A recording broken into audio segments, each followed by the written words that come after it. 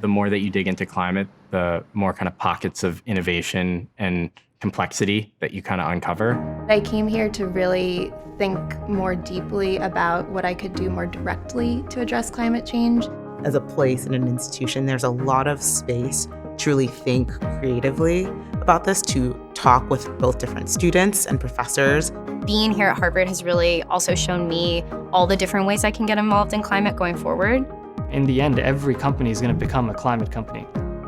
The training I'm getting in really traditional business, I think that's a big differentiator in the climate space. I feel like I'm leaving with kind of a savvier way to sell climate as a core business problem. Your guest lectures and the cases, having that exposure, especially RC year, kind of gave me the path to start thinking about how does this case apply to this specific issue I'm trying to solve. I participated in a short intensive program during my RC year on climate adaptation. There's a massive imperative that we do something about it, and also a massive business opportunity to think about ways in which we can capitalize to prevent some of the most catastrophic impacts of climate change, but also to profit and create business models that are sustainable.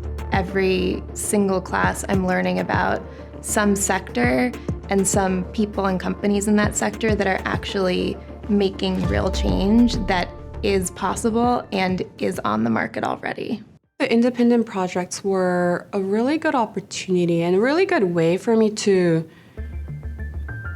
just explore and have the time and the guidance of a professor to keep iterating on what is it within climate that I want to work on. I'm doing an independent project with George Seraphim focused on impact measurement and trying to help companies understand what can they do to just get started within making changes for climate. I spent my fall semester doing an independent project on alternative protein to understand where are the impacts, what types of companies will be most interesting in this space. Finding ways to get involved and to talk to other smart people who are also driven and focused on this has been super inspirational for me. What I hope will continue growing is helping to build a community and also increasing access to this topic. I'm president of the Food and Agriculture Club, and we work a lot with the Sustainability Club and the Energy and Environment Club. So we've formed our own community at HBS of people interested in these issues. We have a ton of sustainability initiatives on campus. Being an SSA, I learned about the ways that we're prioritizing a more efficient grid system, the wind and solar energy, and so it's also just making students aware of that. That program connected me with other students that are also focused on sustainability solutions and really got my foot in the door working with the Business and Environment Initiative as well.